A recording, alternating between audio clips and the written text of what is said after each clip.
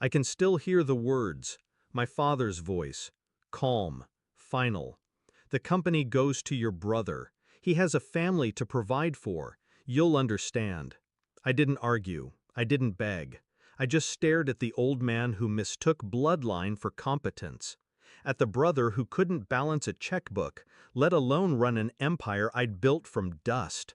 $110 million. 15 years of my life. And with a single sentence, he handed it to a parasite. Growing up, my brother was always the golden child, the one with the charm, the smile, the ability to fail upwards.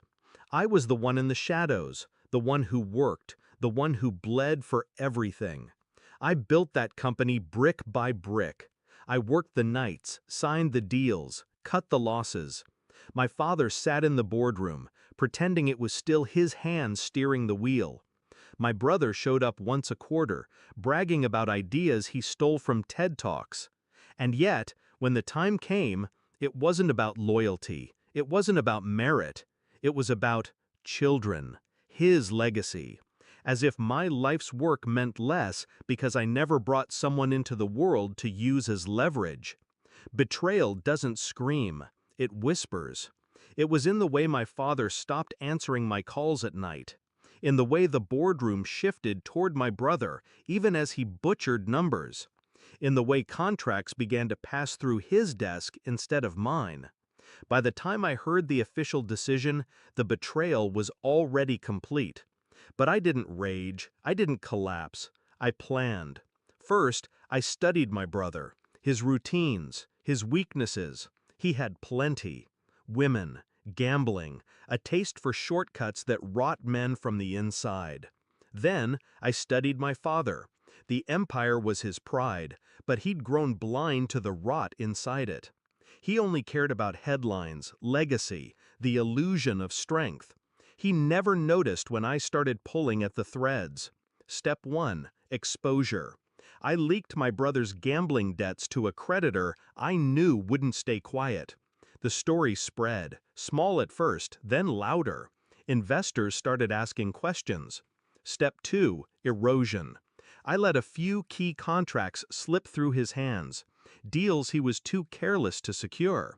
Then I swooped in, anonymously, with shell companies that signed those clients for myself. Quietly, piece by piece, I stripped the empire of its crown jewels. Step 3. Betrayal of trust. I introduced a consultant to him, an actress on my payroll. She whispered ideas into his ear, convinced him they were his own. He paraded them to the board. Every one of them failed. His credibility bled out in public, while she fed me everything. Within a year, the empire my father handed him was a hollow carcass. The press called him reckless. Investors called him incompetent. My father called him a disappointment. I waited until the fire was at its peak before I revealed myself. The confrontation wasn't in a boardroom. It was at my father's house. The old man sat in his leather chair, my brother pacing like a caged animal, ranting about betrayal and enemies. I stepped through the door, calm, controlled. "It was you," my brother spat, face red, sweat dripping. "You ruined me." I didn't deny it. I didn't need to. I looked at my father. His hands trembled on the armrest. "You gave him my empire," I said. "You thought children would make him a man. You thought bloodline would make him worthy. Now you see what you created." My brother lunged, but I didn't flinch. He wasn't a threat anymore. He was noise. I leaned close enough for my father to hear every word. "I built it once, I can build it again. But you'll never be part of it.